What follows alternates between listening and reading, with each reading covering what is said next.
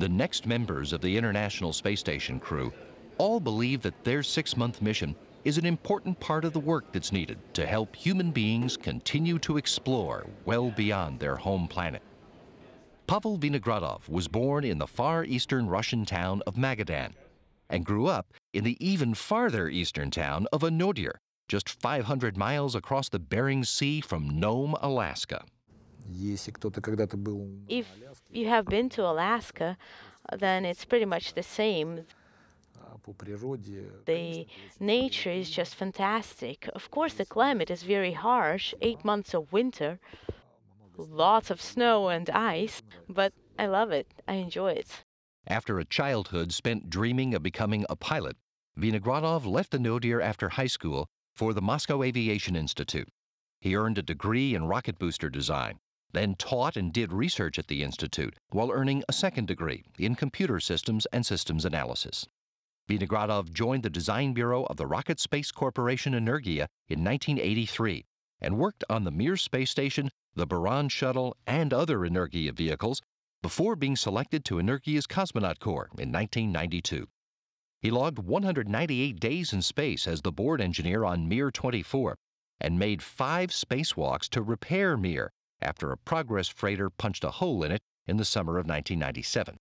He made one more spacewalk in 2006 as commander of the International Space Station's Expedition 13, a 183-day mission that restored the station's crew complement to 3.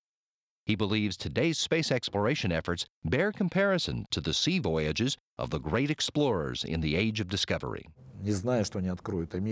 People who were exploring the Earth did not know that they will discover America in 4 months, for example. The risks were great. But I have no doubt that, likewise, we, as those explorers, we need to explore space. Retired Russian Air Force Lieutenant Colonel Alexander Misurkin is a product of Western Russia, born in Yershi in the Smolensk region and raised a couple of 100 miles away in Oryol. He calls his childhood a typical one and says even as a young boy, he wanted to go places no one had been to before. I wanted and decided to be a cosmonaut when I was a little boy. When I was a 13 years old guy, I went to the aviation club. There I made parachute jumping. There I was flying on gliders. Becoming a pilot was next on his list. After school in Oryol, Misurkin went to the Kasha High Air Force Pilot School in Volgograd, then finished his pilot training at the Armavir Military Aviation Institute in Krasnodar in southern Russia. He spent the next 7 years in the Russian Air Force as a pilot instructor at the Krasnodar Military Aviation Institute before being selected as a cosmonaut in 2006. Misurkin shares the philosophical view of the Russian rocket science pioneer Konstantin Tsiolkovsky, who believed that Earth is the cradle of humanity, but that mankind can't stay in the cradle forever. He was positive that we are going to the space and we will live in in other worlds, in other different places, and the time will come for this. I'm sure. That is why I think we should do this job. U.S. Navy Commander Chris Cassidy is a native of Salem, Massachusetts, who grew up in York, Maine, on the Atlantic coast. He was aware of the space program as a young boy, but admits he wasn't particularly interested.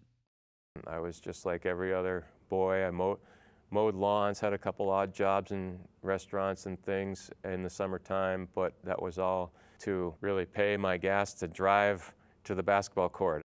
Cassidy left York after high school, first for a year at the Naval Academy Prep School, and then on to Annapolis, where he earned a bachelor's in mathematics. Next stop was San Diego to begin training in special operations as a Navy SEAL. After 4 years stationed in Virginia, he earned a master's in ocean engineering at MIT. And about that time, he became aware of a fellow Navy SEAL who'd had a similar career arc to his, astronaut Bill Shepard. So one day I actually met him or called him, and he gave me some great information, and I thought, you know what, that sounds really like a really fun job. I think I'd like to do that. So I was probably 26 or 27 when the idea first popped into my head. Cassidy applied, but didn't get the call from NASA. The next year, just weeks after September 11th, the SEAL platoon he commanded did get the call, and he was deployed to the Afghanistan region before the 1st of October. He returned home to another posting in Virginia, and he was selected for the astronaut program in 2004, just days after coming home from a second deployment to Afghanistan. Cassidy made 3 spacewalks on his first trip to the International Space Station on the 2009 Space Shuttle mission that delivered the components to complete construction of the Kibo Laboratory Complex. He's enthusiastic about his part in laying the groundwork for some future generation of Earthlings to fulfill their destiny to find a new home in space. But there'll be a time when there'll be people living on other planets. And it's the work, the hard work that we're doing right now, all of us across the globe, that are going to set the stage for that type of environment. Just like Christopher Columbus set sail one day across the ocean. And thanks to those great explorers, we live the life that we do today.